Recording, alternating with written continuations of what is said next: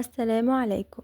في الفيديو اللي فات اتكلمنا عن انواع الشبكات من بان لحد الوان. النهارده بقى هنتكلم عن حاجتين مهمين جدا في عالم الشبكات، وهما الكلاينت سيرفر موديل والبير تو بير. والعنوان ده معناه ان كل نموذج شبكة عنده طريقة مختلفة في مين المسؤول عن إدارة البيانات والتحكم فيها. في بعض الشبكات فيها جهاز واحد او سيرفر مسؤول عن كل حاجة، وده اللي هنشوفه في الكلاينت سيرفر موديل. وفي بعض الشبكات التانية كل جهاز ليه دور وبيشارك البيانات مع التانيين بنفسه، وده اللي هنسميه بير تو بير. قبل ما ندخل في التفاصيل، الفكرة الأساسية هو مين المسؤول في الشبكة، وده هيساعدنا نفهم كل نموذج وامتى نستخدمه. أول نوع معانا بقى اللي هو كلاينت سيرفر موديل، وده أول نموذج. ده نوع من الشبكات فيها جهازين أساسيين، السيرفر والكلاينت اللي هو العميل. السيرفر ده جهاز مخصص وظيفته بيقدم خدمات أو يشارك موارد مع باقي الأجهزة.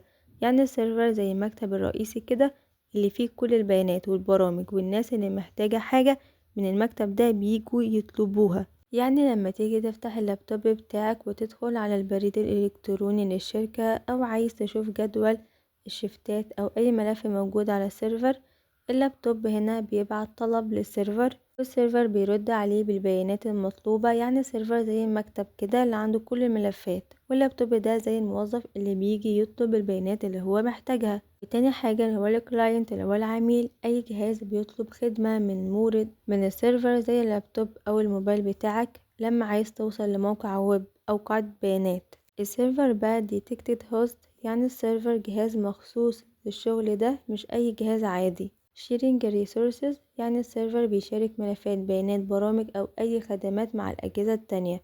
مثلا السيرفر ممكن يحتوي على قاعدة بيانات الموظفين، كل موظف محتاج يدخل بياناته أو يشوف بيانات تانية وبيطلبها من السيرفر. الكلاينت بقى الجهاز اللي بيستخدم الموارد اللي السيرفر مشاركها.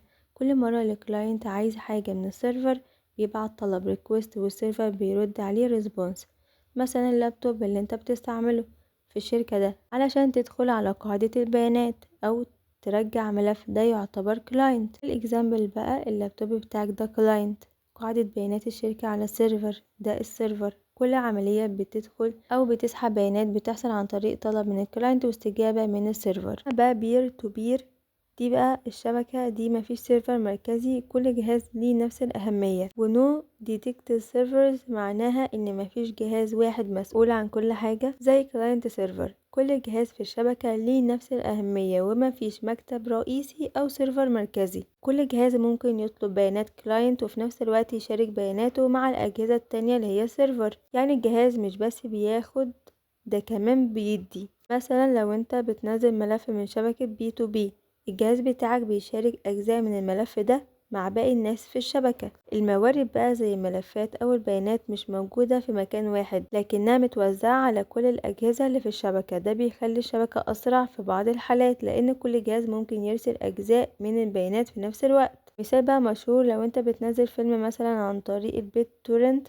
مش بتنزله من سيرفر واحد، لكن من أجزاء مختلفة موجودة على أجهزة كتير حوالين العالم. وفي نفس الوقت جهازك ده بيشارك الأجزاء اللي انت نزلتها مع باقي الناس. يعني كل واحد بياخد وكمان بيدي في نفس الوقت، ومفيش رئيس مسؤول عن الشبكة كلها. يبقى كده الفرق ما بين الكلاينت سيرفر والبير تو بير، ان الجهاز بيشتغل ازاي. في الكلاينت سيرفر كلاينت بيطلب والسيرفر بيقدم. بير تو بير كل جهاز بيشتغل كلاينت وسيرفر في نفس الوقت. ده بقى هيفيدني في ايه؟ في السايبر سيكيورتي. كلاينت سيرفر موديل، الشبكات دي اسهل في الحماية لان في جهاز مركزي ممكن تتحط عليه السياسات الامنية، وكمان في نسخ احتياطية للبيانات. اي هجوم او اختراق ممكن السيرفر يسيطر عليه بسرعة. اما بير تو بير الشبكات دي اصعب شوية في الحماية، لان كل جهاز جزء من الشبكة ومفيش جهاز واحد مسؤول. بيكون مفيد لو عايزين شبكة سريعة لتبادل البيانات أو مشاركة الملفات، بس لازم ناخد احتياطات أمنية كويسة لكل جهاز. طيب ليه ده بقى مهم للسايبر سيكيورتي؟ لأن كل نموذج له تهديداته الخاصة، وفهمنا للنموذج ده بيساعدنا نعرف ازاي نحمي الشبكة ونحدد المخاطر ونختار الحلول المناسبة. وكده نكون خلصنا. أتمنى أكون استفدتم كتير، وأشوفكم في فيديو جاي إن شاء الله. سلام.